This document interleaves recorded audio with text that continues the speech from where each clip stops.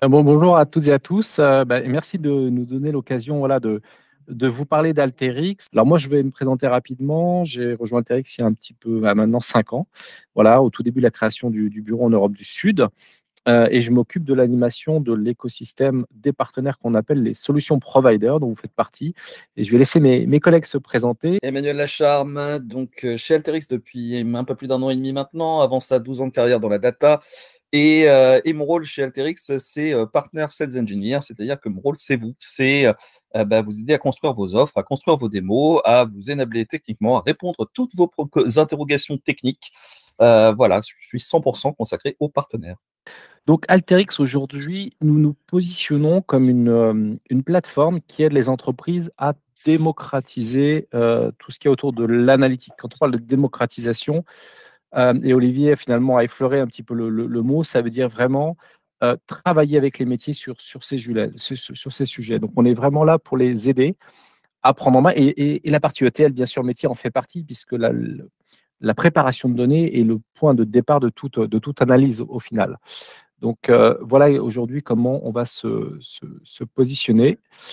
Quelques éléments voilà, sur l'entreprise, quand même important aussi de nous situer. Donc on a aujourd'hui 1400 clients. Bon, on va annoncer nos chiffres en février pour vous livrer quelques informations. On est à peu près certain qu'en Q3 l'année prochaine, on sera aux alentours du milliard de revenus récurrents. On va vraisemblablement annoncer un peu plus de 840 millions sur la fin 2022. Bon, on a une technologie qui est extrêmement performante avec pas mal de brevets. 45% des 2000 plus grands comptes du monde nous font confiance. Notre écosystème partenaire, je l'ai mentionné, est extrêmement développé et important pour nous. Donc, on a un peu plus de 500 partenaires et on est globalement 3000 dans l'entreprise. Alors, ce slide deck, c'est un slide deck qu'on a l'habitude d'utiliser en présentation client pour vraiment échanger avec nos clients sur leur vision ou leur connaissance en termes de maturité analytique. Est-ce que vous savez qu'aujourd'hui, il existe une échelle qui a été créée par un institut qui est mentionné un petit peu plus bas dans le slide, qui s'appelle le IIA, International Institute of Analytics, qui a créé cette échelle qui permet aux entreprises, lorsqu'elles répondent bien sûr à un questionnaire, de se positionner sur leur maturité, voilà, en termes d'utilisation de l'analytique de l'entreprise. Et en fait, cet institut a sondé un peu plus de 1000 entreprises et il en ressort que, on va dire, le score moyen de ce millier d'entreprises est de 2,2, ce qui signifie que, globalement, les entreprises pilotent leur activité en utilisant des rapports. Voilà. Ce qui est extrêmement intéressant et c'est pour ça que, voilà, beaucoup d'entreprises se disent data driven ou essaient d'être ce qu'on appelle data driven, c'est tout simplement qu'il y a une corrélation évidente entre, la maturité analytique et la performance de l'entreprise, que ce soit en marge, que ce soit en croissance, ou autre. Alors, ce qui est aussi intéressant, c'est que bien entendu les GAFA, aujourd'hui, voilà, n'ont plus à démontrer leur performance et eux ont compris bien avant tout le monde qu'être totalement data driven et maîtriser ces sujets, vraiment sur une large échelle au niveau de l'entreprise, permettait de surperformer le marché.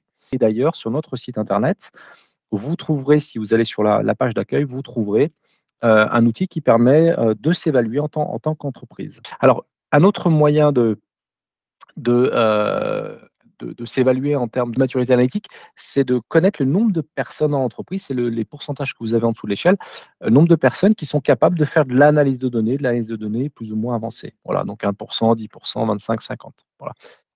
Donc c'est un outil pour nous de dialogue et surtout de découverte dans notre discussion avec nos clients. Donc les entreprises aujourd'hui veulent vraiment travailler cet aspect d'être data-driven. Elles investissent toutes, et je pense que vous êtes bien passé pour le savoir, dans leur transformation digitale.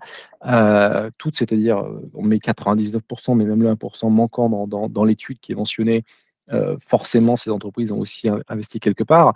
Donc, elles construisent des centres de données, des data lakes, elles investissent aussi souvent dans l'IA, elles construisent des équipes de personnes qui sont expertes sur ces sujets donnés, qu'on peut appeler des data scientists, hein. Très souvent, c'est comme ça qu'on va les nommer. Donc, elles investissent toutes et pour autant, seulement 24%, c'est le chiffre de droite, se disent être vraiment aujourd'hui data-driven. Donc voilà, les investissements ne produisent pas les résultats ou le ROI qui est attendu. Et très souvent, lorsque vous interrogez ces entreprises, elles vont vous dire que les résultats en fait arrivent très tardivement, donc c'est vraiment très long à mettre en place. Et très souvent, lorsque ces entreprises construisent ces centres d'excellence, ces équipes en fait expertes de la data, ces équipes de data science, bah, elles vous disent que finalement, elles sont tellement polluées par des tâches bas niveau qu'elles ont voilà, peu de chance et des difficultés à se concentrer sur, en tout cas, des projets stratégiques. Alors aujourd'hui, ce que l'on va constater, c'est, finalement un fossé qui se creuse entre, d'une part, les équipes que vous voyez à gauche, qui sont les experts de la donnée, et les personnes à droite qui sont les personnes qui ont les questions métiers légitimes, donc les départements métiers. Le directeur commercial qui dit: «Pourquoi est-ce que les ventes ont chuté?» Tu vois, Olivier pourrait dire: «Voilà, pourquoi les ventes ont chuté?» et s'adresser à une équipe data science. Je suis sûr qu'il le fait tout seul, mais voilà, s'adresser à une équipe pour avoir des réponses. Pourquoi est-ce qu'on a du churn au niveau des clients? Pourquoi est-ce qu'on a ou les ressources humaines? Pourquoi est-ce que les gens quittent l'entreprise? Voilà. Toutes ces questions métiers sont des questions sur lesquelles on peut avoir des réponses avec les données. Et très souvent, ce qui se passe, c'est que ces utilisateurs métiers vont poser leurs questions, les adresser aux équipes d'experts qui vont aller jouer avec les données pour leur amener des réponses. Et en leur amenant des réponses, très souvent, finalement, on va s'apercevoir, ou la personne qui a posé la question va s'apercevoir que bah, finalement, est-ce que j'ai posé la bonne question ou est-ce qu'on a bien compris la question que j'ai posée? Donc tout ça amène des allers-retours finalement permanents entre les départements métiers et les experts qui ont les outils qui permettent de produire ces analyses. Et donc, bah, on a vraiment voulu créer ces équipes d'experts, d'ailleurs qui valent souvent très cher ou sont très difficiles à trouver sur le marché. Et en fait, bah, l'entreprise n'en a pas assez pour répondre à toutes les questions qui sont posées, qui sont importantes effectivement pour vraiment correctement gérer ses activités. Voilà.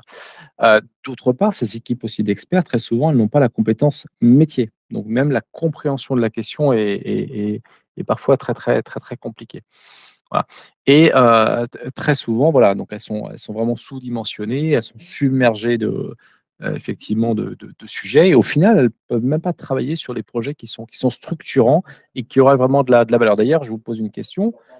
Est-ce que vous connaissez des initiatives autour de l'implémentation de projets en lien avec de l'IA, du machine learning, qui ont produit des ROI tangibles, heu, pour les entreprises qui les ont, mises en place?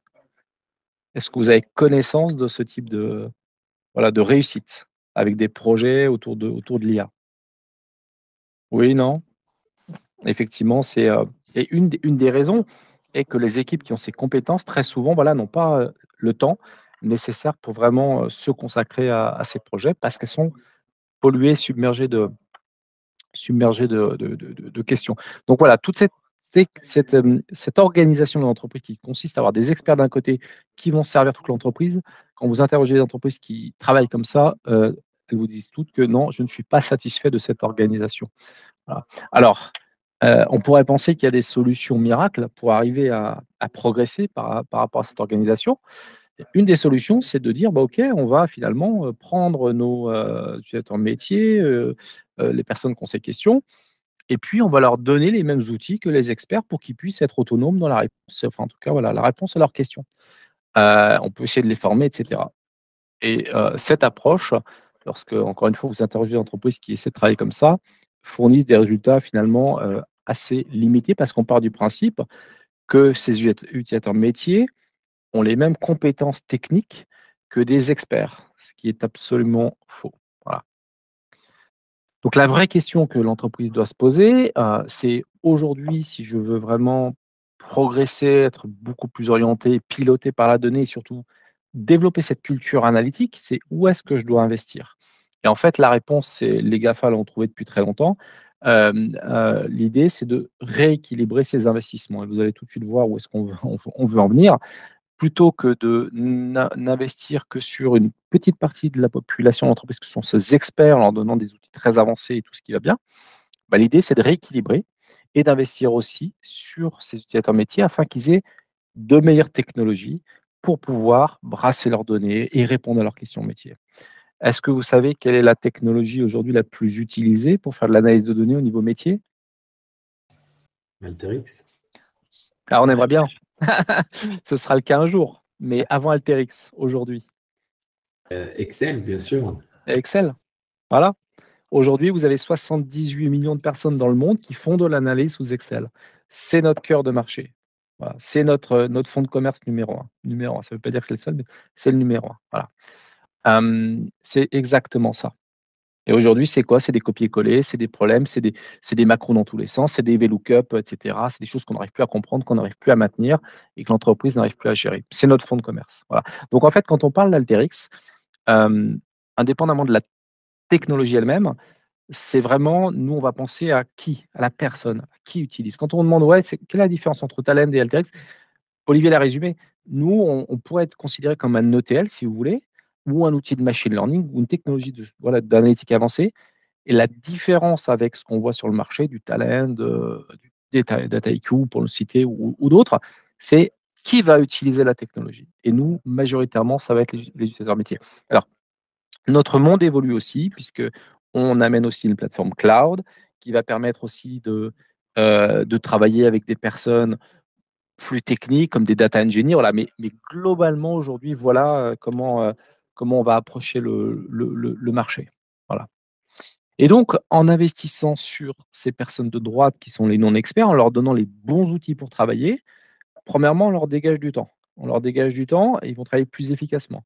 Ça veut dire qu'ils vont pouvoir produire des analyses qui sont plus abouties, plus fines, plus, plus précises. D'accord? Donc on va quelque part, de manière individuelle, quand vous prenez ces valeurs, elles vont produire plus pour l'entreprise. D'accord? Elles vont finalement produire plus. Donc on a un ROI qui va être matérialisé, très important. Et puis l'effet aussi, l'effet de finalement le vertueux qu'on va aussi, voir apparaître, c'est qu'en déchargeant les experts de toutes ces questions, voilà, qui les polluaient sur leurs projets stratégiques, ils vont pouvoir vraiment avancer sur des projets structurants et eux aussi vont pouvoir produire plus. Donc finalement, le fait de rééquilibrer ces investissements et de donner aux utilisateurs métiers les bons outils pour travailler, on a un effet bénéfique, sur les 2 niveaux. Alors, je ne vais pas vous abreuver de trop de chiffres, mais juste pour vous dire, voilà, on a bien sûr, des exemples concrets, hein, de retour sur investissement. Alors j'en ai pris un ici au hasard, mais juste pour vous montrer qu'avec, finalement la technologie dans les mains d'un petit nombre de personnes, une trentaine de personnes, l'entreprise a estimé, avoir créé plus de 2 millions de dollars en valeur et économisé 640 heures par an, finalement, en gain de productivité. Alors, ce que je vous montre là, c'est juste pour vous dire que la manière dont on va travailler avec des comptes, et notamment lorsqu'on veut passer à l'échelle, quand on dit passer à l'échelle, c'est vendre des centaines ou des milliers de licences. On va bien sûr travailler sur la valeur et le ROI que Alteryx d'obtenir. Et on a une équipe qui est dédiée à cela. Voilà, on a une équipe qui s'appelle Value Engineering qui ne fait que ça et qui va aider le client à auditer toute la valeur dégagée ou voilà, tous les bénéfices que le client a à utiliser Alteryx. Donc là, je vous ai vraiment essayé de vous, de vous pitcher.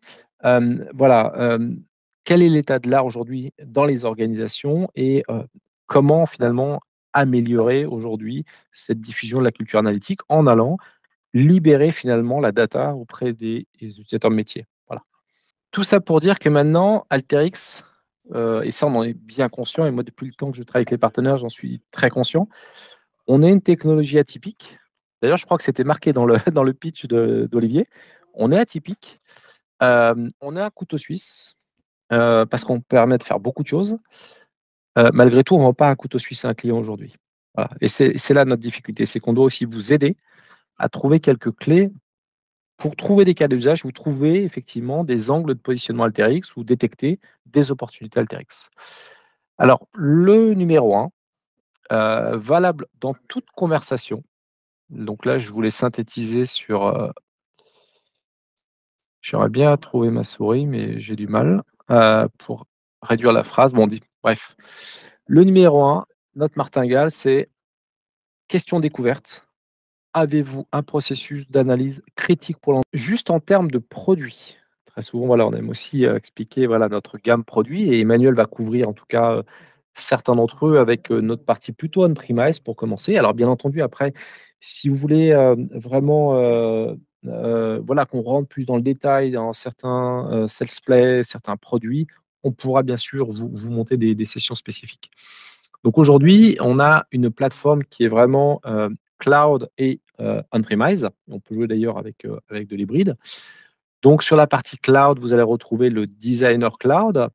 Vous allez retrouver le produit qui s'appelle Alteryx Auto Insight, qui est un petit peu on va dire, de l'analyse automatique de données pour produire de l'information de façon un peu visuelle, ce qu'on appelle les insights, donc des choses vraiment pertinentes et remarquables de manière automatisée. Et on a aussi Alteryx Machine Learning qui permet à des utilisateurs non codeurs de construire des modèles prédictifs. Donc ça, c'est notre partie cloud. Et puis, on a la partie on-premise. Ce qu'il faut savoir, c'est qu'aujourd'hui, en termes de répartition de chiffres, et bien sûr, c'est amené à évoluer, hein, on est à peu près sur du 95 pour l'on-premise, 5% sur le cloud. Sur 2023, on cible du 90-10. Et puis, à terme, on cible du 50-50. Donc voilà, donc ce trend de cloud est amorcé et va s'amplifier, bien sûr, au fil des années. Et sur la partie on-prem, vous avez le designer qui s'installe donc sur le poste utilisateur. Alors, je sais qu'il y a un sujet là potentiellement sur du Citrix avec l'école, donc ça, c'est pas un souci. Et vous avez le serveur qui est installé aussi dans l'écosystème du client et opéré par la DSI. Bon, après, Intelligence Suite, c'est un module additionnel. Donc voilà, globalement, plateforme cloud, sachez que voilà, on est cloud. Si vous avez des discussions avec des DSI et qu'ils ont une stratégie cloud, voilà, on peut rediscuter ensemble et vous représenter exactement notre game produit sur la partie cloud. Avant-dernier élément, on a un programme aussi éducatif. On a aussi une mission, voilà, une mission qu'on s'est donnée sur le marché. Donc ça, on vous le partage et vous pouvez aussi être moteur là-dessus. On a un programme qui permet d'accompagner les écoles, les universités, en leur donnant bien sûr accès à la technologie, en leur donnant accès aussi à de la formation, parce que le marché a besoin de ces compétences d'analyse de données. Et on a pas mal de partenaires qui sont impliqués, notamment sur les Hauts-de-France. On a l'EM Lyon, par exemple, école de commerce, qui aussi a décidé d'avoir une initiation. Donc, on a ce programme-là. Si vous êtes en relation avec des universités, des écoles, on peut aussi envisager de leur mettre à disposition la technologie et aussi des ressources pour sensibiliser ou quelque part former un petit peu les écoles et les universités. Et je m'arrête là pour la présentation. Eh bien, je vais laisser la parole. Donc, on va se donner encore une vingtaine de minutes et puis après, voilà, questions-réponses, etc. Mais une vingtaine de minutes sur une présentation, démonstration de la part d'Emmanuel. Emmanuel, je te laisse la main. Ça marche, merci beaucoup. Je vais en profiter pour partager. Vous avez devant vous donc Alteryx Designer, qui est notre produit star on-premise, qui est composé en fait de 4 grandes parties. Alors, en haut, on va retrouver des palettes d'outils. Voilà, avec des couleurs qui vont rassembler entre guillemets les différentes familles d'outils. Ces outils, on va pouvoir les glisser et les déposer sur cette grande partie blanche au milieu qu'on appelle le canevas. Et en connectant ces différents outils, on va faire ce que dans notre jargon à nous, on appelle un workflow qui va permettre à l'utilisateur de manipuler et faire à peu près ce qu'il veut de sa data. Chaque fois que je sélectionne un outil, il y a la fenêtre de gauche qui va changer ici. Et cette fenêtre de gauche, c'est quoi? C'est ma fenêtre de configuration qui va me permettre toujours dans une approche low-code, no-code, de faire à l'outil ce que je veux qu'il fasse. Là, par exemple, dans le cadre du data cleansing, enlever des lignes nulles, des colonnes nulles, enlever des ponctuations, les nombres, etc. etc.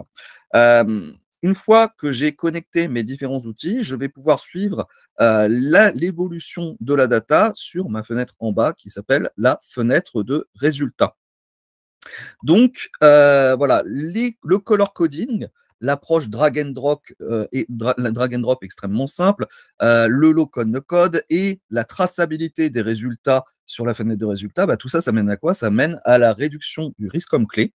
C'est-à-dire que quand on développe sur Alteryx, n'importe qui peut reprendre le workflow de n'importe qui d'autre. On a d'ailleurs un très bon exemple, c'est que sur nos communautés, si vous posez une question sur notre communauté Alteryx en disant comment je peux faire ça, généralement les gens ne vont pas vous dire alors tu fais ça, ça, ça en vous donnant une liste d'étapes, ils vont juste vous donner un workflow en disant voilà, je l'ai fait pour toi, tu as juste à remplacer avec ta data. Aujourd'hui, ce que je vous propose de voir, c'est l'histoire d'un directeur commercial. Voilà, un directeur commercial qui a une vie un peu compliquée parce que tous les lundis matins, en fait, il doit prendre des Excel. Il doit prendre des Excel avec des données qui lui viennent de l'Europe, des données qui lui viennent d'Amérique. Ces données, comme on le voit, bon, c'est des données transactionnelles, donc ligne à ligne. Elles ne sont pas forcément de bonne qualité, on le verra plus tard. Il y a quelqu'un qui, sur le SharePoint, nous a rajouté des totaux agrégés juste en haut. On a des données Europe, des données Amérique, et notre directeur commercial, d'habitude, pour faire son total agrégé et ses évolutions chaque semaine, ça lui prend quasiment une matinée. Mais aujourd'hui, il est content. Il est content, pourquoi? Parce qu'il a juste à cliquer en fait sur Run, et en cliquant, hop là, ah bah non, cliquez sur Run, mais d'abord fermez le fichier, effectivement, sinon il n'apprécie pas. Voilà, il clique sur Run, et directement, il va avoir le résultat, c'est auto-agrégé, avec voilà, les évolutions sur 2018, sur 2010, sur 2021, sur 2022, directement. Alors, comment est-ce qu'on est arrivé à ça? Je pourrais vous faire le détail du workflow, mais moi, j'aime pas partir directement d'une situation faite. Donc, ce que je vous propose, c'est que je recommence à zéro. Et pour ça, je vais commencer par l'input tool, voilà, qui, comme son nom l'indique, va nous permettre de mettre de la donnée. Voilà, je pourrais choisir parmi les 70 sources différentes de données qui reprennent les sources les plus, entre guillemets, les plus utilisées sur le marché. Utiliser aussi, pourquoi pas, ce fichier-là qui va me permettre de sélectionner du fichier le plus commun comme l'XLS, le JSON, le CSV, ou un peu plus exotique comme le fichier QlikView, le fichier Avro, etc. etc. Donc, je pourrais aller chercher le fichier directement dans la réponse d'arborescence, mais j'ai que 20 minutes. Donc, si on va avancer dans la démo, ce que je vous propose, c'est que je fasse encore plus simple. C'est que, hop, je prends ma donnée et je vais faire juste un drag and drop. D'abord de mes données d'Europe et ensuite de mes données d'Amérique.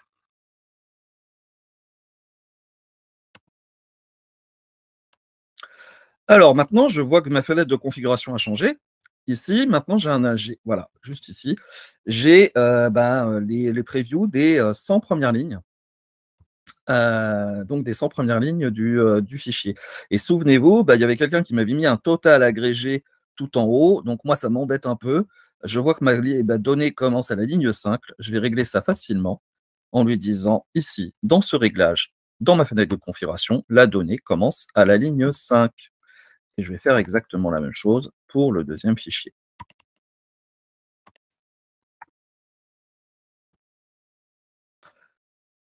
J'ai maintenant donc ma donnée dans ma fenêtre de preview qui semble bien configurée. Il a compris que si la donnée commençait à la ligne 5, les titres étaient forcément sur la ligne 4.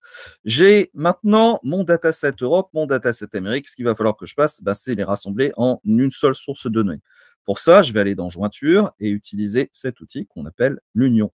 Alors, je le glisse, dépose, et je vois que directement, il veut se connecter. Ces flèches vertes veulent se connecter entre elles. Ces flèches vertes, nous, on les appelle des encres. Donc, je vais connecter à ma première source. Je vais connecter à la main à la deuxième. Et là, je vais configurer mon union. Alors, pour la configuration de l'union, c'est simple.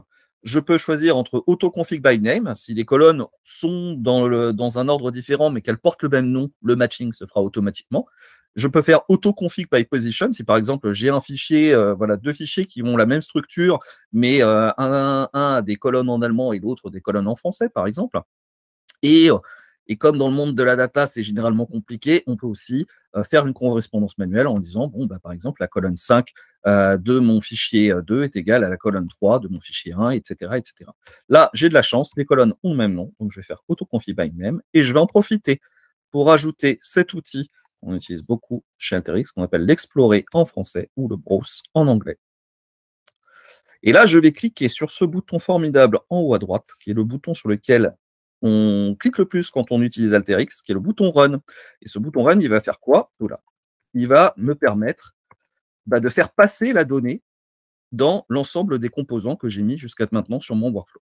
Alors, il vient de se passer plein de choses. Déjà, je viens de me rendre compte que là, maintenant, hop, j'ai une fenêtre de résultats qui me dit, vous avez, au niveau du browse, parce que j'ai sélectionné le browse, 875 lignes.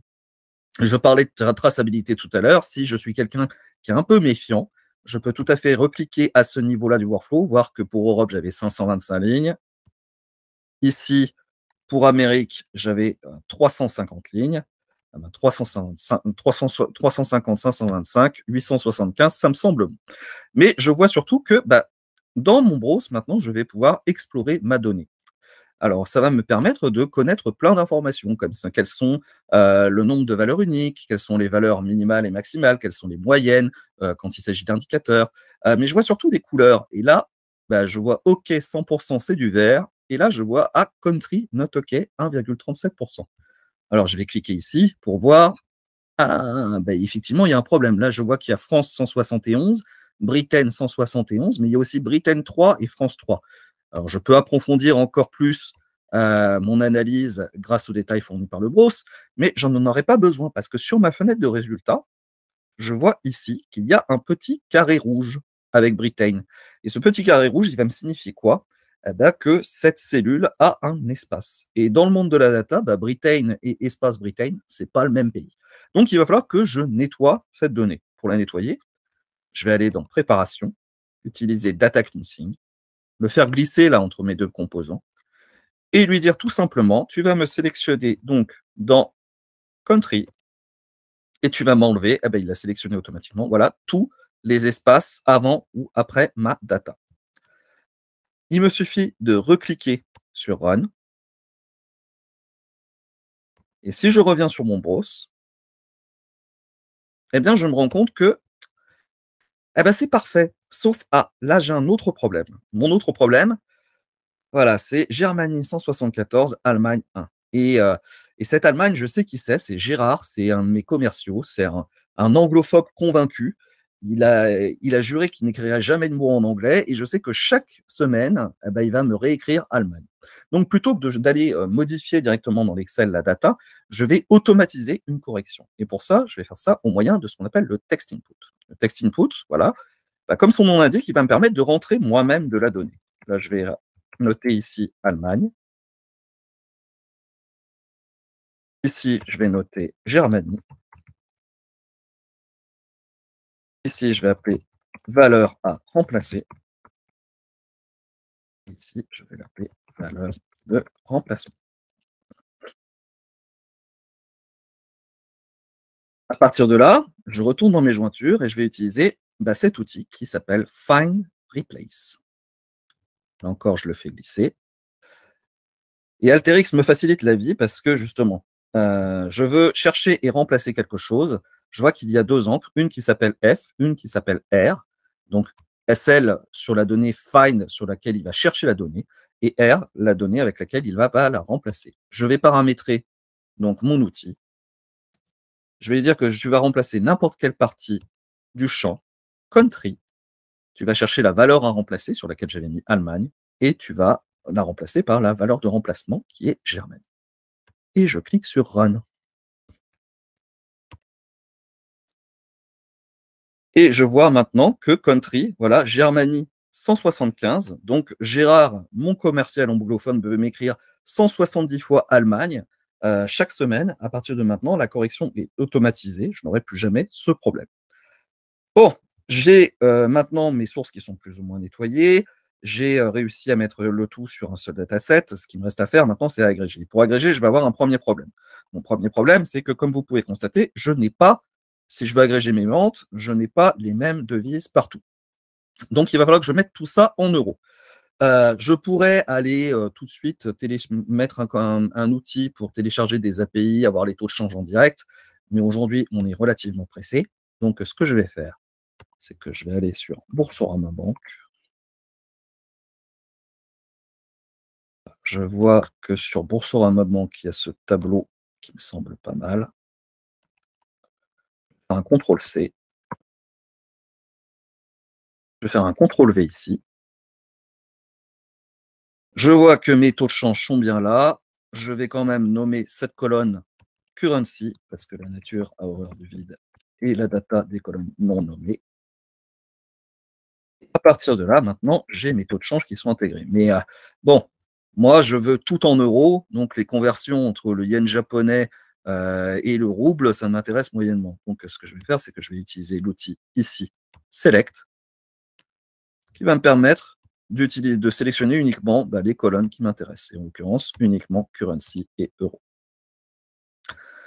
À partir de là, et là, comme vous êtes, comme certains dans la pièce, je sont des spécialistes de la data, qu'est-ce qu'on ferait normalement? On ferait une jointure, et ça tombe bien. Voilà, moi, le problème, c'est que je ne suis pas un spécialiste de la data. Moi, je suis un spécialiste d'Excel, et je sais que sur Excel, ça s'appelle un VLOOKUP, ce que je veux faire. Si je tape VLOOKUP directement sur ma barre de recherche, non seulement je vais avoir des articles de la communauté qui vont m'expliquer comment on fait un VLOOKUP sur Alteryx, mais qui va me dire aussi, hey, tu sais quoi, si tu veux faire un VLOOKUP, petit utilisateur Excel, chez nous, c'est un join. Et donc, je vais prendre cet outil join en lui demandant de joindre ma donnée sur mes currencies. Je vais garder uniquement une colonne currencies, pas besoin de l'avoir en double. Et à partir de là, je vais cliquer sur OK. Alors, il y a 3 sorties sur l'outil Join. Voilà, il y a 2 entrées et 3 sorties. Eh bien, pour ceux qui font du SQL, les petits schémas ici devraient aider. C'est-à-dire que sur la flèche L, c'est un left outer join, c'est-à-dire qu'on aura les données qui sont sur mes fichiers de vente, mais qui n'ont pas les currencies sur Boursorama.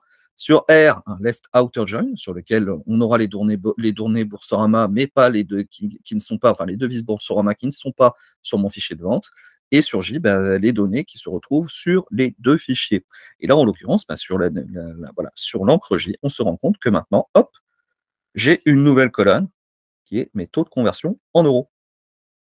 Alors, une fois que j'ai ces taux de conversion en euros, la suite est relativement simple. Ce que je vais utiliser, c'est un outil, hop, formule. Et là, les spécialistes d'Excel et du DAX ne seront pas perdus, parce que je vais ajouter une nouvelle colonne que je vais appeler sales en euros, où je vais juste lui dire, tu sais quoi, mes sales en euros, c'est mes sales fois mes euros. Et là, on voit directement ici, dans Data Preview, voilà, c'est Data Preview, c'est un outil assez sympathique qui va juste vous dire, si tu appliques ta formule telle qu'elle est, elle donnera exactement ça. Alors là, c'est facile, c'est une formule simple, mais si c'était une formule métier que je serais amené à reprendre extrêmement souvent, comme par exemple la définition d'un employé ou des formules conditionnelles, ce genre de choses, je pourrais tout à fait la sauvegarder ici et faire à nouveau appel à ces formules dans mes expressions sauvées, de façon à ce que je puisse la réutiliser non seulement sur ce workflow, mais sur d'autres workflows. Alors là, je vais aussi changer le typage de ma donnée, parce que moi, je veux que ce soit un indicateur, donc je veux que ce soit un chiffre. Et pour finir notre exercice, j'ai besoin pour agréger, moi, je voulais agréger les données par an, sauf que là, on se rend compte que les données, elles sont par mois. Donc, ce que je vais faire, c'est que je vais mettre à jour ma date et dire que, voilà, ici, utiliser une formule. Alors, dead time, on va chercher une formule qui conviendrait. Là, je vois, voilà, dead time year, retourne les valeurs numériques pour une valeur dead time, ça me semble parfait. Hop, je vais mettre donc ici dead time year. Ah, mais il y a un problème. C'est que ma date n'était sans doute ma date n'était pas sûrement pas au bon format.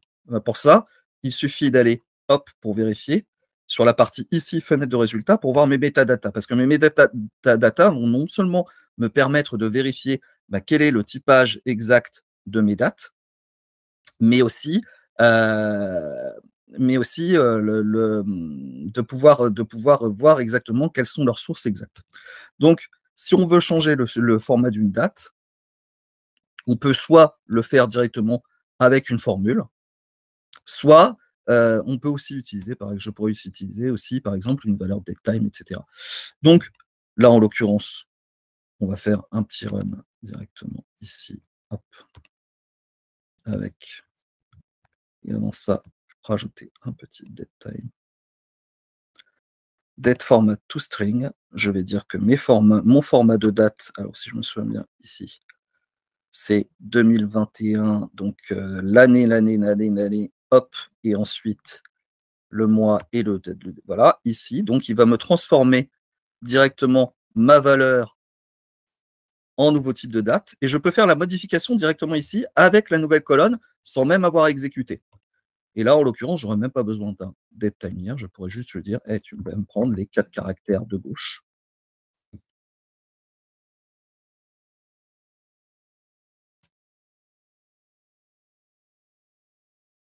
Alors, hop.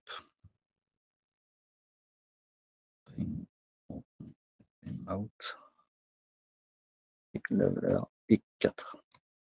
Etc., etc., etc., etc. Et donc, si on va maintenant, hop,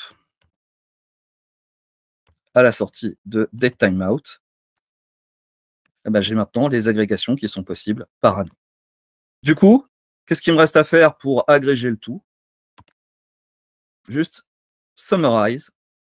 Ah non, excusez-moi. En plus, je vous dis une bêtise. Hop là. Je vais faire un cross-tab.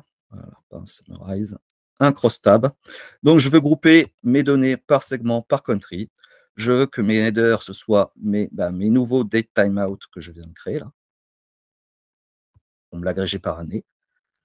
À l'intérieur, mon indicateur que j'ai voulu faire, qui est 16 en euros, je veux faire une somme. J'agrège. Et voilà mon tableau croisé dynamique directement. Alors, je pourrais rajouter des pourcentages, des évolutions.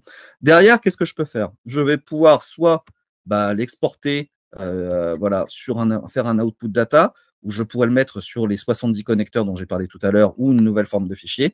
Mais comme ce soir, on a beaucoup parlé de Power BI, je peux tout simplement, en fait, utiliser Power BI Output, ici, me connecter, lui dire que je veux me connecter sur mon Power BI. Yes. Voilà, maintenant, il me dit « je suis connecté ».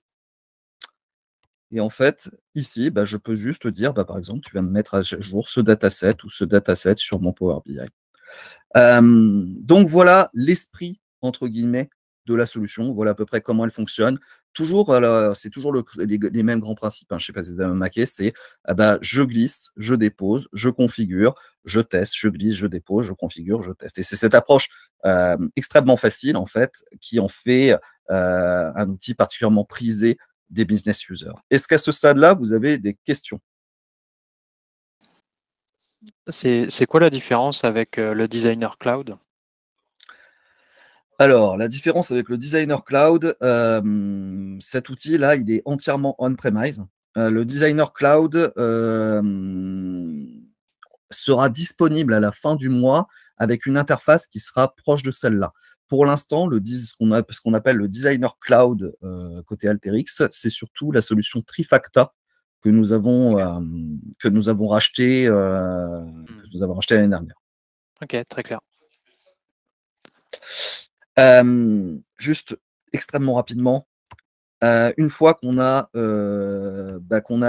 changé sa vie avec Alteryx, le mieux c'est de changer celle de la vie des autres, et ça c'est tout à fait possible grâce à Alteryx Server qui va vous permettre d'uploader vos workflows et de les mettre à disposition de tout un ensemble de personnes, voilà, pour qu'ils puissent exécuter eux-mêmes les différents workflows que vous avez fait sans qu'ils aient nécessairement le designer sur leur poste.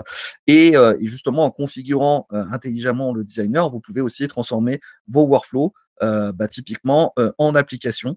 Par exemple, là, ici, j'ai un rapport qui a été fait sur des données d'EDIS qui permet de voir quelles sont les consommations des immeubles selon les différentes régions. Donc, je sélectionne ma région, j'exécute mon workflow, et en exécutant mon workflow, je récupère directement mon contenu de rapport, voilà, que je peux ensuite, par exemple, télécharger ici. C'est aussi une solution, voilà, le serveur, c'est aussi particulièrement prisé de l'IT. On parlait de l'implication de l'IT tout à l'heure. Pourquoi? Ça va permettre là, autant le designer, ça vous permet de gagner du temps, de faire de grandes choses, mais ça reste des solutions qui sont en local. Donc, si on veut en garder une trace, si on veut pouvoir les scheduler, si on veut pouvoir les automatiser, et surtout si on veut pouvoir les administrer avec une politique de user, de credential, de data connecteur mise à disposition à l'ensemble des personnes, etc., etc. Ça se passe via le volet admin.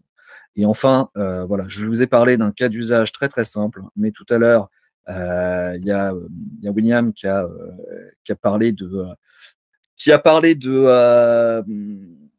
de cas RH, et puis moi, ça a fait tilt. Voilà, typiquement, et ça me permet aussi de vous parler de mon rôle. Ça, c'est une démo que j'ai fait pour un partenaire qui allait dans un salon RH et qui voulait marquer le coup avec Alteryx. Qu'est-ce que c'est exactement? En fait, ce sont des données d'employés de l'année dernière contenant est-ce qu'ils ont été augmentés, leur type de contrat, leur rémunération, leur âge, où est-ce qu'ils ont été recrutés et surtout, est-ce qu'ils ont démissionné.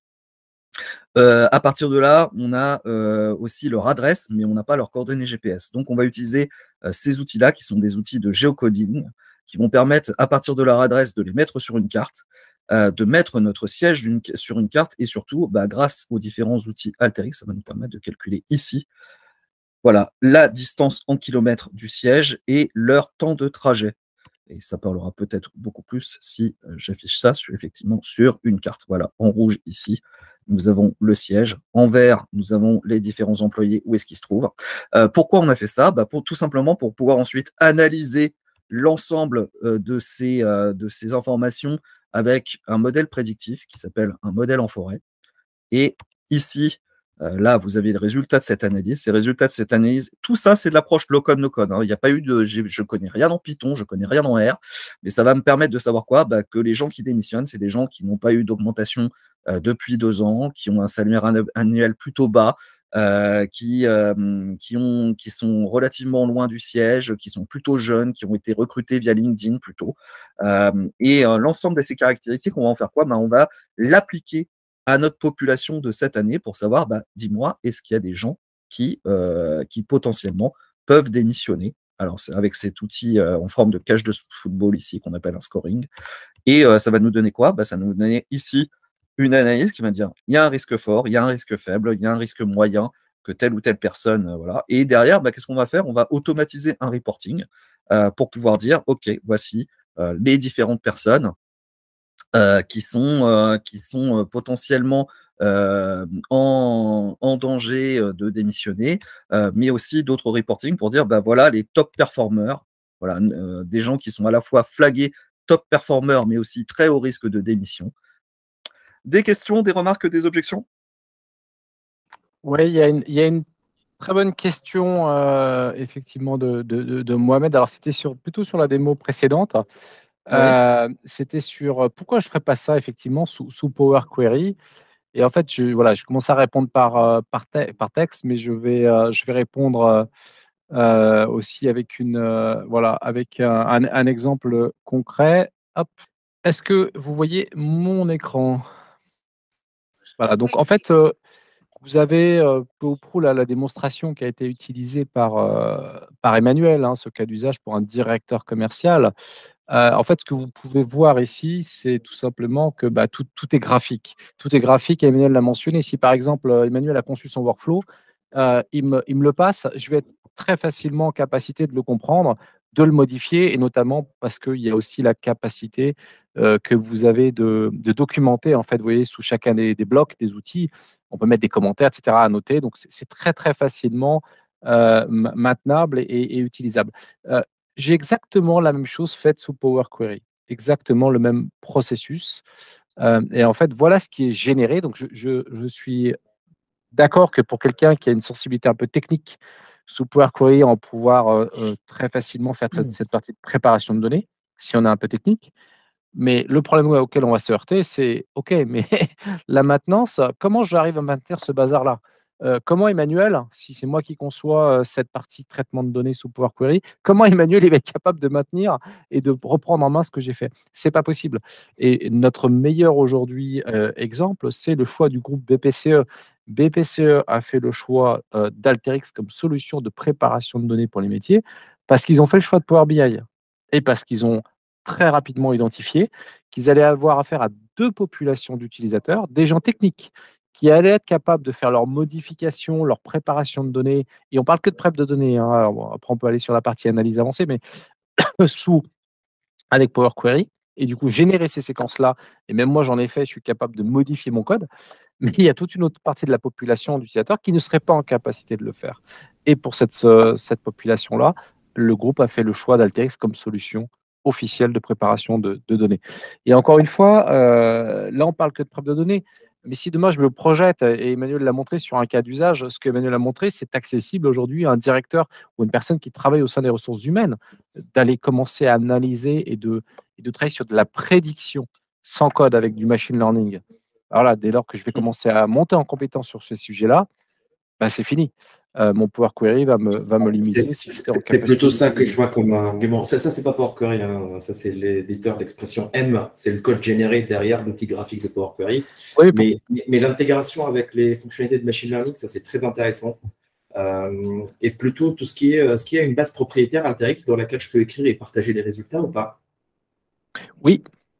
Ok. On a un format de data de données propriétaire extrêmement performant. Et d'ailleurs, ça c'est quelque chose qu'on n'a pas soulevé, mais c'est en fait, on a un moteur d'exécution qui est ultra rapide, complètement C++, et il est capable de charger des fichiers de données très, très, très volumineux, même en local, et voire même on peut les transformer sur un format Alteryx qui est le YXDB, qui est un format compressé ultra rapide à charger, un petit peu comme si on faisait du in-memory. Est-ce que ça répond à la question? Oui. Et en termes de partage avec plusieurs utilisateurs, etc., je peux travailler en même temps sur des flux, des choses comme ça, que je peux, là tu parlais d'aspect un petit peu collaboratif, c'est assez favorisé ce mode-là de travail entre plusieurs utilisateurs. Je comprends tout à fait. L'esprit de la solution fait que, enfin, je ne sais pas si vous avez compris, mais il n'y a aucun intérêt à développer à plusieurs ce genre de workflow. Généralement, c'est une personne qui va le maîtriser, qui va le mettre à disposition, d'autres qui vont pouvoir le reprendre, l'améliorer, etc. Mais on ne développe pas à 4 mains un workflow, c'est pas véritablement fait pour ça. On parlait de performance, j'en profite, hein. Une base de données de 8 gigaoctets, voilà, qui reprend l'intégrale, c'est la base de données SIRET de l'ensemble des entreprises de France, et on a directement voilà, les jeux de mots les plus utilisés par les coiffeurs en France, et ça en 4 secondes. Voilà, c'est l'air du temps avec 190 salons. C'est une base de 8 gigas que je viens d'exécuter en 4 secondes. Donc, question de performance, c'est vrai qu'en local, c'est assez impressionnant. Concernant ta question, effectivement, ça se passe, la collaboration, surtout vis-à-vis des workflows que je vais pouvoir télécharger, donc pouvoir reprendre. Mais si je ne veux pas les télécharger, si je veux plutôt updater la version, on a directement ici, un versionning qui va me permettre de reprendre toutes les versions qui ont été publiées jusqu'à maintenant, de pouvoir soit les retélécharger, soit pouvoir les remettre directement, en tant que version publiée. Et en fait, l'interaction, enfin, pour ceux qui sont des développeurs, justement, et qui développent avec le designer, parce que là, ce que tu as vu, c'est véritablement l'interface serveur, mais pour les designers, on peut ouvrir directement sur Alteryx Demo et dire, hey, tu sais quoi, je veux ouvrir ce serveur-là, ce rapport-là, et je veux l'ouvrir dans cette version-là, et repartir à partir de là. Donc là-dessus, on est sur une traçabilité, un versionning et des aspects collaboratifs. Alors certes, comme j'ai dit, pas travailler à 4 mains, mais vraiment esprit, je prends, j'améliore, je fais mien, je partage. Alors, pour compléter ce que dit Emmanuel, alors effectivement, les workflows n'ont pas été conçus comme on va dire, comme un mode un peu Git, hein, pour vraiment travailler à plusieurs. Cependant, il existe quand même une manière de travailler en segmentant le workflow sous la forme de composants. Parce qu'avec Alteryx, vous pouvez créer vos propres composants. On appelle ça des macros. Alors, ça prête un peu à confusion par rapport au macro Excel, mais rien à voir. C'est la capacité qu'a l'utilisateur de faire un super composant. Et ce super composant, en fait, peut embarquer une partie d'un workflow, un petit peu comme une librairie qu'on partagerait, et être à disposition sur le serveur, et du coup permettre en fait à une équipe de travailler chacun sur un bout différent à partir du moment où on se met d'accord sur les entrées-sorties, voilà, et d'assembler après au sein d'un workflow plus conséquent l'ensemble de ces modules qu'on va appeler des macros. Donc ça, c'est une manière de faire. Donc on est très cool chez Alteryx, mais on n'a pas encore d'outil Pikachu. C'est pas grave, on l'a designé nous-mêmes. Voilà, un outil Pikachu qui vous permet de classer des Pokémon par type, par statistique, et de sélectionner le top 15 de n'importe quelle base de données Pokémon. Voilà, c'est typiquement le genre d'outil qu'on peut faire. Bon, est-ce que tu pas peux faire très un clic business, droit mais non, mais fais un petit clic droit pour montrer. Oui, Ah le oui, petit pardon. pouce noir, ça, voilà, regardez. Ça me permet de rentrer dans l'outil, de me rendre compte qu'en fait, l'outil, c'est juste un autre workflow Alteryx qui a été paramétré derrière.